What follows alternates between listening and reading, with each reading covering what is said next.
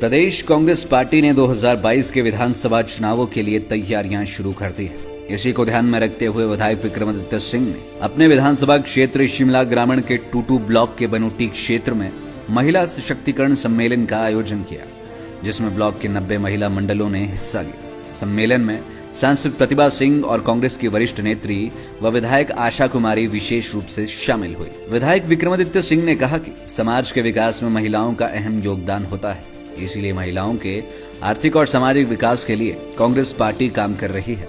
विक्रमादित्य सिंह ने बताया कि पिछले उपचुनाव में लोगों ने कांग्रेस पार्टी पर भरोसा जताया है और 2022 के आम विधानसभा चुनावों में भी कांग्रेस पार्टी जीत दर्ज कर प्रदेश में सरकार बनाएगी। भाजपा सरकार में बेरोजगारी, महंगाई चरम पर है और सरकार 4 साल के कार्यकाल में हर मोर्चे पर विफल साबित हुई है। ने जो है एक महिलाओं का सम्मेलन जो है वो शिमला ग्रामीण के अंदर किया है और महिलाओं का सशक्तिकरण करना हमारा दायित्व बनता है। हमारी आबादी की आधी जो है वो आधी हिस्सेदार है और इनको मजबूत करना, इनकी आवाज़ को उठाना हमारा दायित्व है।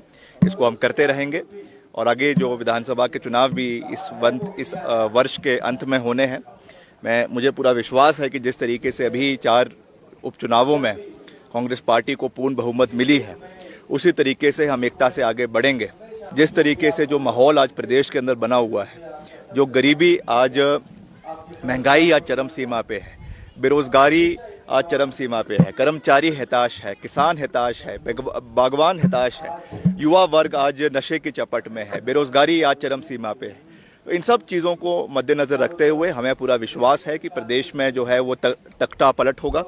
प्रदेश में कांग्रेस पार्टी की सरकार पूर्ण बहुमत से बनेगी और जब यहाँ के जो बचे हुए कार्य है, वैसे तो वीरभद्र सिंह जी की सरकार में उनकी अध्यक्षता में शिमला ग्रामीण में अभूतपूर्व विकास हुआ है, मगर जो कमी पेशी रह गई है उसको हम अपनी सरकार में पूरी मजबूती के साथ पूरा करने का प्रयास करेंगे। उसमें सभी महिलाओं का, युवाओं का, बुजुर्गों का, कर्मचारियों का, पूर्व कर्मचारियों का, सब लोगों का उसमें योगदान रहेगा। कार्यक्रम है वो मात्र टूटू ब्लॉक का रखा गया है, जिसमें करीबन 90 महिला मंडल यहाँ पे आए गए हैं।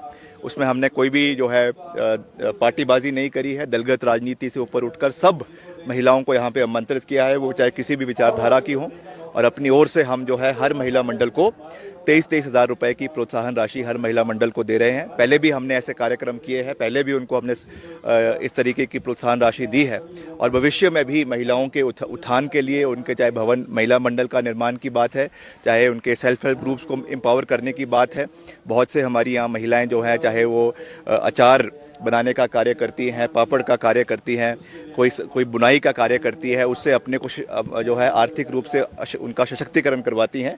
उनको भी हम समय समय पर सेल्फ हेल्प ग्रुप्स को भी मदद करते रहेंगे ताकि वो भी आर्थिक रूप से मजबूत हों और अपने घर पे जो है अपने किसी और। इस मौके पर मंडी सांसद प्रतिभा सिंह और विधायक आशा कुमारी ने कहा कि लोकतंत्र में महिलाओं की भागीदारी बढ़े, इसके लिए कांग्रेस पार्टी ने महिलाओं को प्रोत्साहित करने के साथ साथ पंचायती राज में भी आरक्षण का प्रावधान किया है और विधानसभा तथा संसद में भी महिलाओं की प्रतिभागी बढ़े, इसके लिए आरक्षण का बिल जल्द लाया जाना चाहिए ताकि महिलाओं की भागीदारी बढ़ सके। निश्चित तौर पे देखिए, कांग्रेस पार्टी का ये दृढ़ निश्चय है कि ओपीएस जो है वो लागू होना चाहिए और इनके प्रतिनिधि मंडल हमसे मिले थे, मुकेश जी से भी मिले थे, मुझसे भी मिले थे और वो और भी विधायकों को मिल रहे हैं, पक्ष विपक्ष दोनों से मिल रहे हैं और मैं समझती हूँ कि सरकार को इनकी बातें मान लेनी चाहिए। और इनकी बातें ही नहीं, जो जेसीसी की मीटिंग हुई थी हाल ही में और जेसीसी के जो मुद्दे जिस तरह से पहले बताए गए थे और जिस तरह से आज एम्प्लॉयज़ अपने आप को ठगा सा महसूस कर रहे हैं क्योंकि मुद्दे उस तरह से सुलझे नहीं जिस तरह से पंजाब पे स्केल असली में है। तो मुद्दे जो हैं, कर्मचारियों के मुद्दे, इनको सुलझाने चाहिए। आवाज़ हमने पहले भी उठाई है और उठाते रहेंगे। ये नहीं करेंगे तो लंबा समय नहीं है, अब अक्टूबर नवंबर में चुनाव है, उसके बाद कांग्रेस की सरकार जब बनेगी तो one of the first decision, जो पहले हमारे डिसीजंस होंगे उनमें से एक जो है वो ओपीएस की बहाली होगा। हमें खुशी है कि महिलाओं का बहुत उत्थान हुआ है, खास उस तौर पे जब कांग्रेस का शासन रहा, कांग्रेस की सरकारें रहीं और आप जानते हैं कि जब कांग्रेस में यूपीए सरकार भी थी दिल्ली में, उस वक्त भी एक महिला को देश का राष्ट्रपति बनाना महिलाओं को मान सम्मान देना, पार्लियामेंट की स्पीकर को, एक महिला को उस कुर्सी पे बिठाना बहुत बड़ी बात थी। और जब राजीव गांधी जी प्रधानमंत्री थे तो उन्होंने भी ये पंचायती राज के तहत जो ये किया है, जिससे महिलाओं को आगे आने का मौका मिला। नहीं तो महिलाएं हमारी चार दीवारी तक सीमित रहती थी। वही महिलाएं आज उनकी आधी भागीदारी पंचायतों में है, पंचायत की प्रधान बनी है, बीडीसी की मेंबर बनी है, जिला परिषद में आई हैं। तो ये सारा कार्य मैं समझती हूँ कि कांग्रेस ने जो बीड़ा उठाया उसको अब महिलाओं को आगे लाने का, उससे महिलाओं को समाज में कार्य करने का बहुत मौका मिल रहा है। और आप जानते हैं कि अब तो हर चीज़ में महिलाएं आगे हैं। चाहे वो आप बच्चों को देखो, बेटी आज स्कूल में जो शिक्षा ग्रहण कर रही है, पढ़ लिख के आगे आ रही है, किसी भी क्षेत्र में हमारी लड़कियां पीछे नहीं हैं। तो ये सारा देन मैं समझती हूँ हमारी सरकारों का रहा है, जिसकी वजह से आज उनको प्रोत्साहित किया गया और वो समाज के कार्य में। लाइव टाइम्स टीवी के लिए शिमला से सोनी की रिपोर्ट।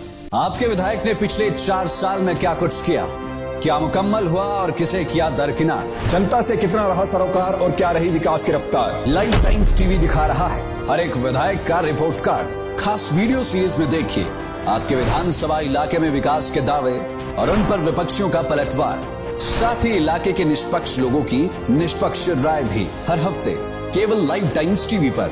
आप भी अपने विधायक के कार्यकाल पर टिप्पणी करना चाहे तो हमें भेजें अपना वीडियो 82 198 00003 या 82 198 00004।